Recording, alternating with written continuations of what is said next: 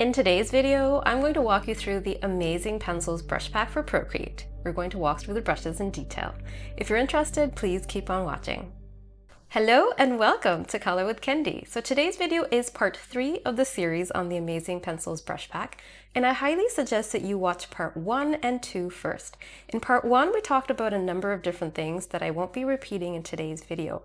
We did a brief walkthrough of the files that you get with the set. We also talked about pressure sensitivity, tilt sensitivity, preset sizes, dual color pencils, layering, smudging, and a lot more. So that video is meant to be the foundation, and today's video, as well as part 2, were meant to be add-on videos where we talk about the details. So if you haven't watched part 1 yet, you can check it out. You can find the link in the description as well as a pinned comment. So if you've purchased the set, please open up the brush tutorial canvas. And if you don't have the set yet and you do want to learn a bit more, check out the link in the pinned comment. Let's begin. Okay, so I've opened up the brush tutorial canvas and we're going to start where we left off last time in part 2.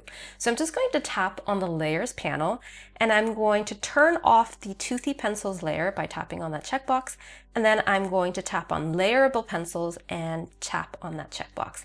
And we're going to test out brush 27, 28, and 29 together. So let's go to the brush library and select the brush. So let's go down to brush 27. Which is a layerable pencil. So what do I mean by layerable pencil? It's a pencil where you can layer the pigment on top of each other. You can kind of see that it's quite thick. So you'll see what I mean in a moment. And you can see this effect a lot better with lighter colors, not with very dark colors. So I'm going to pick a color that's kind of in between, not too light and not too dark. So you can pick any color of your choice, but don't pick something too dark or too light, otherwise you won't be able to see this effect. So with brush 27, I'm at size 25. So if I use light pressure, you'll see a lot more texture. If I use heavy pressure, you see less texture.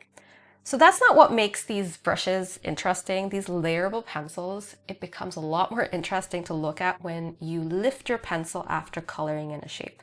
So let me show you. So I'm just gonna color in this shape without lifting my pencil. So as you can see, there's some texture, and now I'm going to zoom in so you can really see this. So I'm going to lift my pencil and now apply more pigment.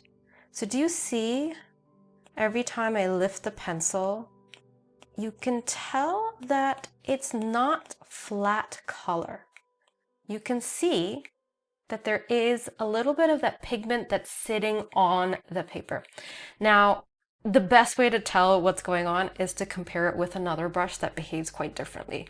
So if I go to any of the other brushes, so for example, brush 21, the soft pencil D, that's not layerable. You'll get a very different effect. So let's say I use that brush and fill in a shape. Obviously the texture is different because the brush is different, but every time I fill it in to remove that texture, to really fill in the gaps, do you see?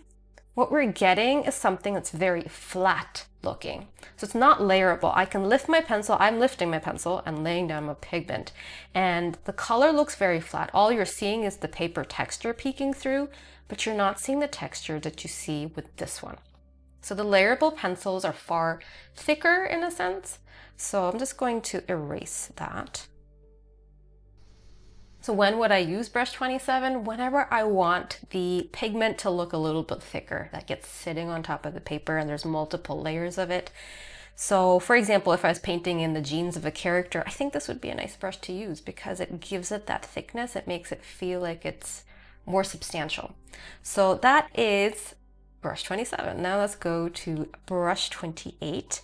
So all the layerable pencils, similar concept. You can layer on the pigment, but different texture, of course. So brush 28, I'm at the mid size, preset size, so 25. So this is with light pressure. You can tell that you can see a lot of the tooth of the paper.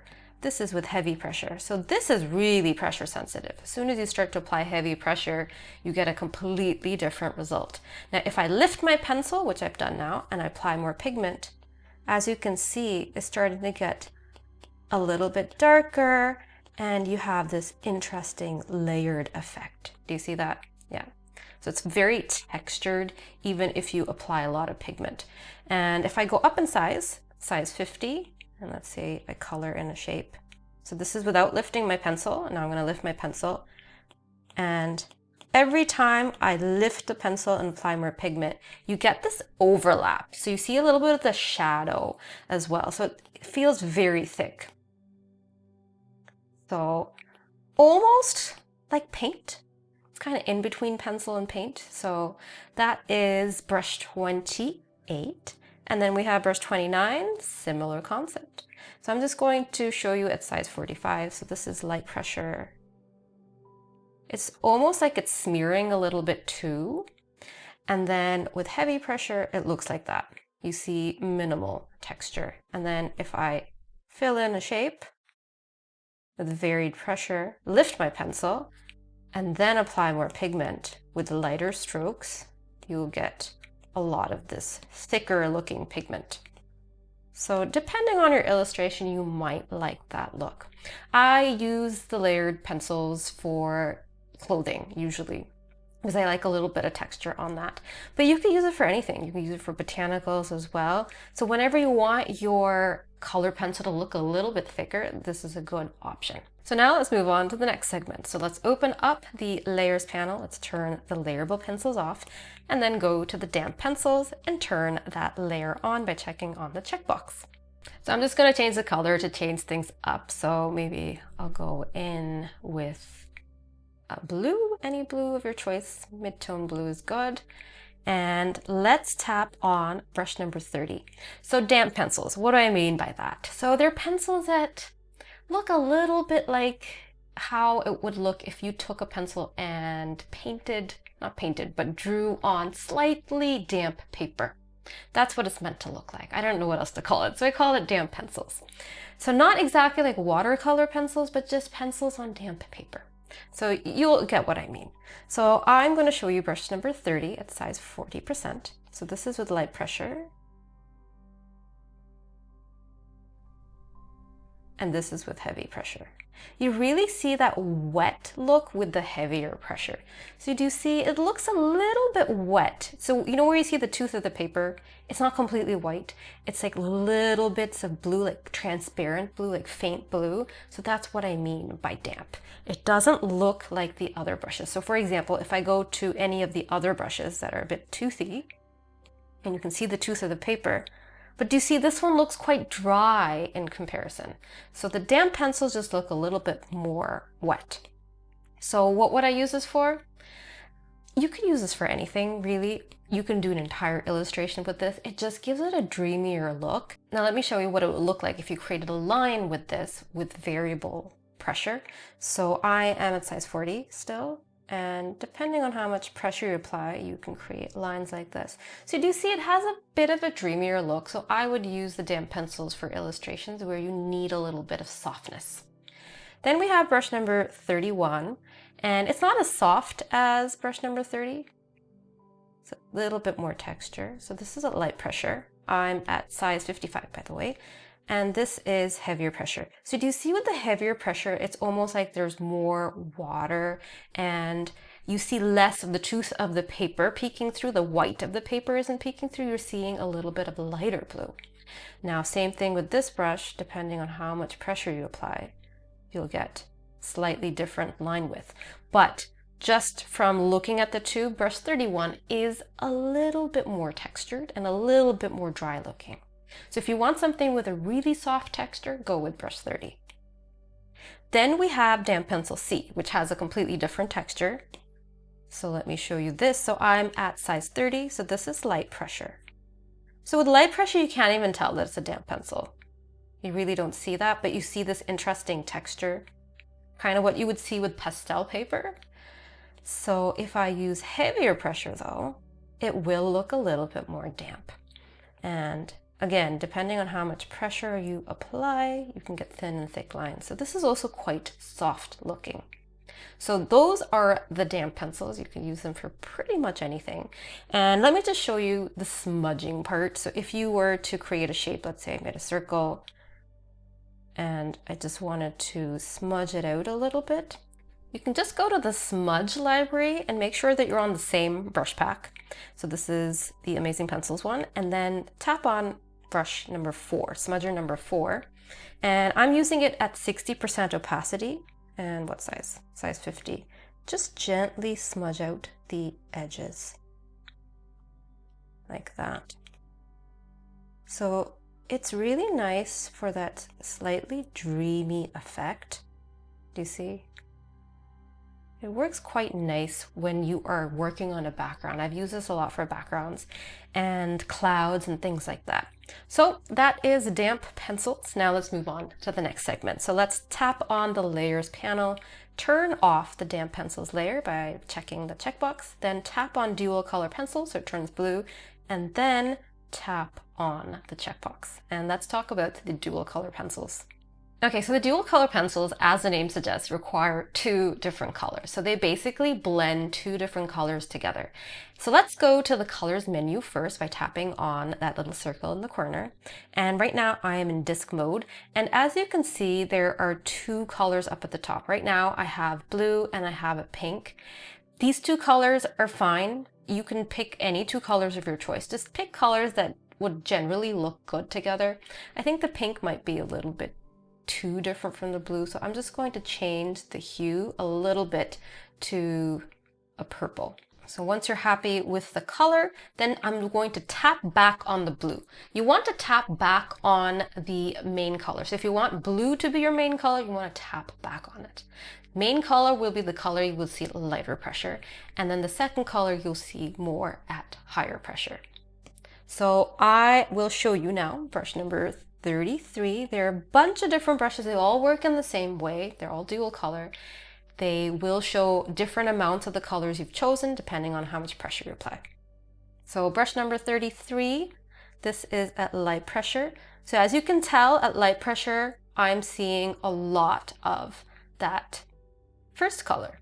But now if I start to increase the pressure, I'm keeping my pencil on the screen, and you can see a lot more of the second one. So if you want it to look more natural, what you want to do is when you are filling in a shape, vary the pressure as you fill in the shape. And pick two colors that go well together. And what you'll get is an interesting result where you have two different colors mixing together. Now let me show you brush 34. It's the same concept.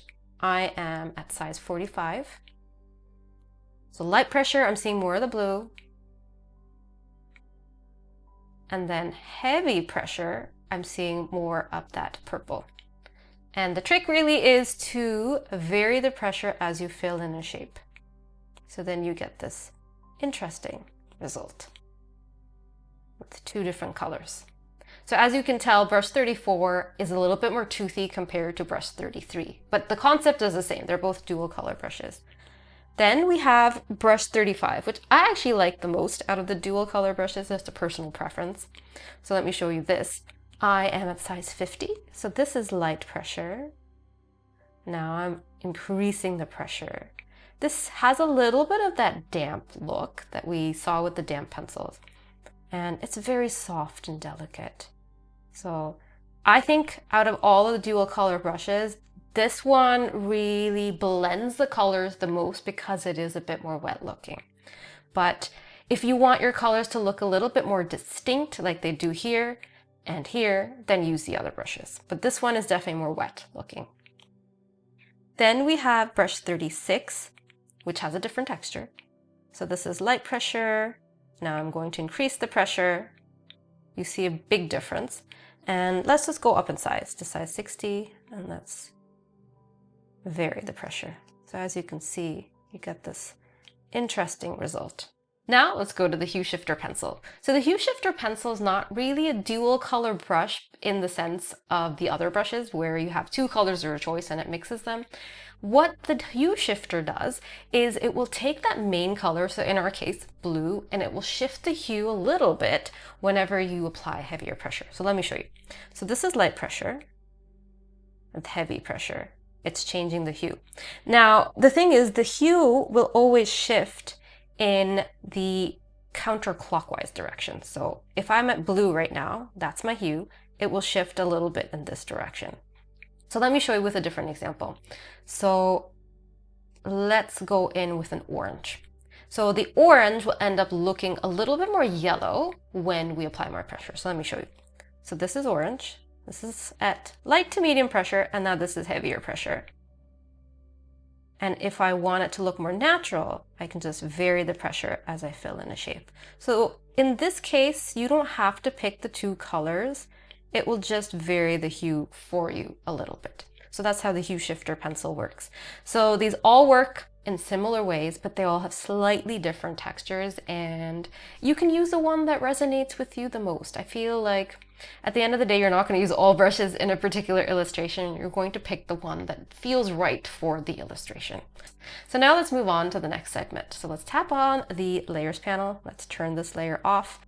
Let's go to the fill brushes and open up that group by tapping right there, and then tap on 38 to 43 and turn that layer on. So the fill brushes are meant to be used in a larger area, but for the purpose of today's video, I'm just going to show you in the smaller area, but I will show you one example of how I would use it. So let's just go through the fill brushes, and then I'm going to show you an example in another canvas. So let's change the color back to blue. I really like blue, so let's just keep it to blue. And we are on brush 38. So I am at size 20, and this is what the brush looks like if I lift my pencil several times. And without lifting the pencil, if I just move the pencil, that's what it looks like. So you can complete a really large area of your screen quite quickly with this brush. So maybe let's talk about an example right now, because it will make it easier for you to understand. So I'm just going to tap on my gallery and let's see. So I'm going to go back to that artwork that we talked about in part 2. So this is a coloring page. So to use the fill brushes, what I like to do is select a shape first and then fill it in. So I'm just going to tap on the layers panel, tap on plus, and let's say I wanted to fill in this particular tree. So I need to create the shape first. So I'm just going to use the selection tool. I'm on freehand and add, and then I'm just going to draw in. I hope you can see this. I'm not doing this very cleanly, but I'm just going to draw in the shape of this tree. I'm just doing this as an example. So it's, as I said, not very clean. So I've created the shape and I've closed the shape and made sure that I have tapped on that node, that gray node that we saw. So what will happen is everything that's not selected will turn gray and it will have this striped pattern, and what's selected will remain white.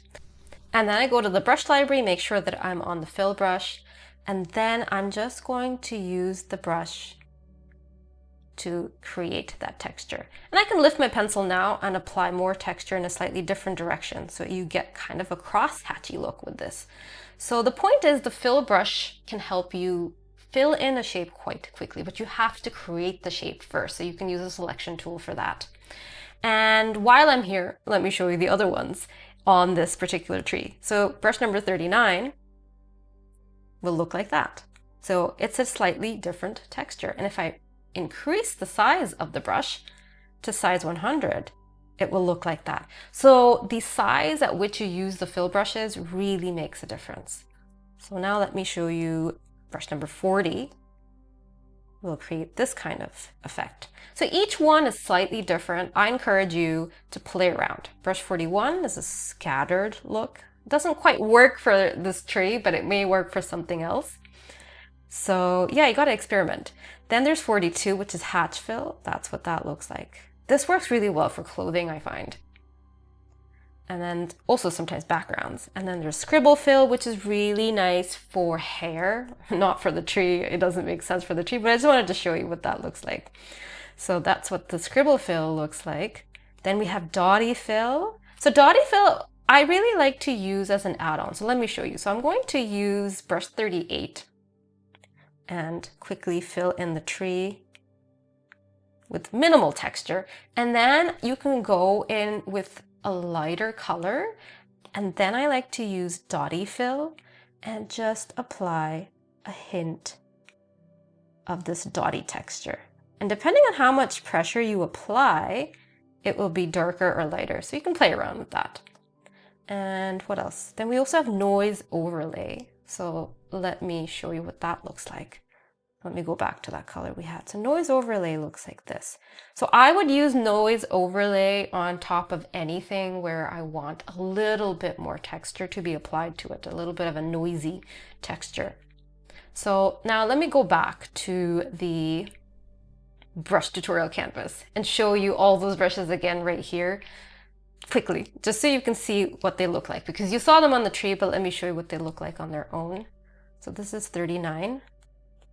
And you can layer it up by lifting your pencil multiple times as well. Then this is 40. You see slightly different texture. 41. 42. And 43, like that. So they all have different uses. Now let's turn this layer off and let's go to the next layer, 44 and 45. I'll just show you those. We already talked about them, but let me just show you what they look like on their own. So dotty fill with light pressure looks like that, but if I use it with heavier pressure, it looks like that. And if I go up in size, it looks like that. I actually prefer to use it at a smaller size. I think it just looks far more natural. And then we have the noise overlay. It looks like that. So the noise overlay you can use on top of something that you've already painted. So let's say I wanted to add a little bit more texture, a little bit more noise to the top of this mushroom house. So I can find the layer where I painted it. So I painted it here, yeah. And then what I can do is create another layer on top and select this color, make it a little bit darker, and then use a noise overlay. So do you see? Do you see? It's a little bit more noise that was added to it, and you can always change the blend mode. Play around with that. Yeah, there's lots of different options. Some of them don't work that well. So this is interesting, the divide, but it's a little bit too intense. What you can always do is reduce the opacity a bit. So now if I zoom out, it's a subtle change, so it's not a huge change, but it did add a little bit more texture to it, right? So that is definitely an option. So that is something that you can use that noise overlay brush for. So now let's move on to the next thing. So I'm going to go to the layers panel and I'm going to turn off the layer 44 to 45. Then I'm going to close the fill brushes group and just turn it off. Now let's go to detail pencils. So the detail pencils are the pencils that I use for details. They are much better at a smaller size. Some of the other brushes in the set you can use at a smaller size, but I find that I don't get as much precision as I'd like for details, so that's why I created the detail pencils. So let's talk about those. So there are a bunch of different pencils. They all have slightly different textures, and usually they have a tapered end. If you make a mark and you release the pressure as you move off the screen, it will have a slightly tapered end. So let's talk about number 46 first. I'm going to use a very dark color, not quite black, but pretty close to black, so you can see this. So brush 46, so that's light pressure, that's heavy pressure. You don't really see that much of a difference with the light and the heavy. And also, depending on how much you press, I'm pressing hard in some areas, you don't see any difference in the size. So the size of the brush remains the same. But what I like about this brush is that it has a little bit of texture on the edges, not too much, and it's quite defined. So if you're painting in an eye of a character and you want it to be quite defined, that's a really good brush for that, because you can get very defined edges, but they're not too digital looking. They still have a little bit of texture around the edges. So for example, if you were to use one of the Procreate default brushes, the monoline brush in the calligraphy set, so let me zoom in, and if I use the monoline pencil and zoom out, do you see that edge is completely perfect? Sometimes that doesn't quite work when you're doing an illustration that has more of that traditional media vibe. So that is why I like the detail pencil. It's still crisp, but it still has a little bit of texture. So I'm going to go back. So that's the detail pencil, and you can create a little bit of that tapered end, which is really great for things like fur when you're adding fur details. Now, in order to do that, what you have to do is start with heavier pressure and then lift quickly off the screen, like in a flicking motion.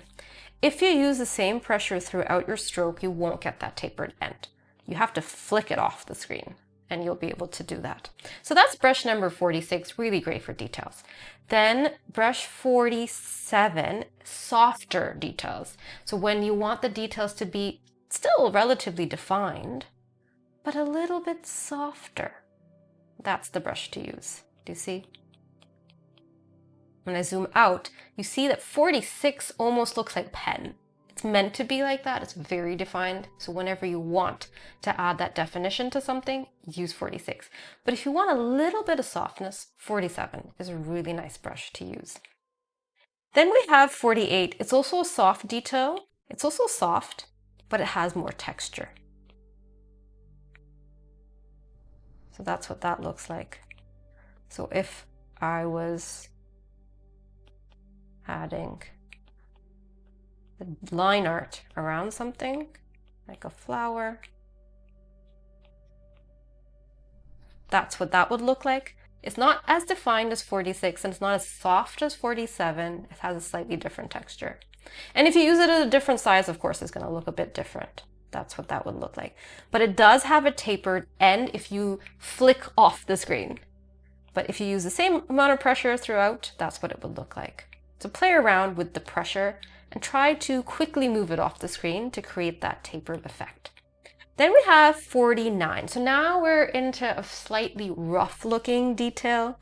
So it's still somewhat defined, but there's a lot more texture within that stroke, right? Compared to this one. So this can work for some illustrations, but if you have a style where you like more definition, this might not be the right brush for you, but you know, experiment. Every illustration is slightly different. And then there's rough detail B. So same concept, but it's a little bit darker looking. So you see, in comparison, it's a little bit darker. That one's a little bit lighter. So depending on the illustration, pick the one that suits your illustration the most. So those are the detail brushes. And at the size, when you're zoomed out, it's hard to tell the differences. But when you paint with them and you have an entire illustration, like let's say you do all the details of an illustration with one of these versus another one, you can really see the difference. So I'm going to go to Layers panel, I'm going to tap on that Detail Pencils checkbox, turn it off, and let's go to Erasers and Smudgers, and this is the final part. Let's turn this on and let's talk about these. So let's go right to the top, and the first thing we have is Huge Eraser. So I'm going to lay down, oops, that's way too big. So let's say I had something on the screen and I wanted to erase it quickly. So usually I like to use an eraser. I could use 3-finger swipe, clear layer, but sometimes I don't want to clear everything off the layer. I just want to clear a larger area, but not everything. So just go to the eraser menu and then tap on the huge eraser and then just erase. It's a very clean eraser, so it's nice to be able to erase a large area of the screen. But something to keep in mind is that it's a very clean eraser. So if you're trying to erase something that looks like you're using a pencil eraser, this is not the right brush for that. This brush is just to erase a large area of your screen without erasing everything off of your screen. So that's what I use this for. Now brush number 2, that's the eraser to use if you want that pencil look. So what I'm going to do first, before I show you that pencil eraser, is to lay down some pigment with one of the brushes. So I'll just go in with soft pencil A, and maybe I'll use this color, go up in size, and just lay down some pigment here, like that. And then I'll do the same thing here. And then we can erase. Okay, so let's go to the eraser menu and brush number 2. So this is pencil eraser. So the pencil eraser, the first time you use it, it's not going to erase everything. As you can tell, there's still quite a bit of pigment right there. It's meant to look like a pencil eraser because when you use a pencil eraser, it doesn't erase everything in one go. You have to use it several times. And then if you use it several times, it will start to erase things, and now it's pretty clean, but it still has that soft edge. Do you see? It has that soft edge when I erase. So that's what I like about brush number 2. Brush number 1 is a little bit different. It's meant to erase a larger area of the screen. I would not use brush number 2 to erase a larger area of the screen. They have different purposes. Now, brush number 3 is also the pencil eraser. It's a little less soft looking. So you can just tell by the image itself that it is a little bit more intense. So it's going to do a faster job of erasing. So let me show you. So that's one swipe, second swipe. So it erases a lot faster. It's not as soft on the edges. So that's what it looks like if I use light pressure. So again, quite natural looking, but different vibe. Brush 2 and 3 have a slightly different vibe. So depending on what you're doing, you may pick one over the other. Now let's talk about brush 4 and 5. These are the smudgers. So in order to really see this, I think it's good to have 2 colors so you can see how they work well together when you smudge them. So I'm just going to use soft pencil C for this so you can really see this. So this, I'm going to lay down some pigment. I'm going to do the same thing here. And then let me change the hue a bit. Actually, maybe I'll change it a little bit more so you can see things. There we go. So yeah, just lay down some pigment. Doesn't matter which brush you use, but 2 colors that are a little bit different so you can see how the smudger works. Now you want to go to the smudge library and brush 4 and 5, kind of similar to the pencil erasers. 4 is a little softer, it's just like 2 was a little bit softer as an eraser, and 5 is a little bit more intense. So 4, if I smudge, do you see it's very soft? It's gently smudging. Very clean. And if I start from within the shape and move outwards, and just lift my pencil several times and move outwards, that's what it looks like. It's very soft looking. So that is brush number 4. Now brush number 5 is a little bit more intense. So let me show you. So there are different opacities, by the way. So I'm at size 50, but the opacity I'm using is size 30. If I use it at really high opacity, I find the brush is a little too intense as a smudger, but I do like it at a lower opacity. So I'm at opacity 30, and do you see it's smudging, but very gently. Now, if I go outwards like this is what it looks like at a lower opacity. I'm lifting the pencil several times and smudging outwards. If I want to smudge everything, I can go up in size to size 100 and just go in like that. So it will do that. So it's very soft. Now, the thing with smudgers, the thing to keep in mind is that in Procreate, whenever you use a smudger, if you start from the white area and move your way in, that's what it's going to look like. So to make it look more realistic, I prefer to smudge starting from within the pigment and moving outwards. I just think that looks far more natural. So yeah, just keep that in mind when you're using the smudgers. They're both a little bit different. So yeah, there we go. We have talked about all the different brushes. There were quite a few to get through. So there's 50 brushes. And of course, you don't have to use all 50 brushes. I find that people will gravitate towards certain brushes and use those more often, but you have a toolbox. You have options to use the other brushes depending on the illustration. So enjoy, experiment, and have some fun. And I would love to see your artwork. So if you make anything with these brushes, just share them on Instagram using the hashtag #ColorWithKendi, and I will check out your work. Thank you very much for watching, and I will see you in the next video. Bye!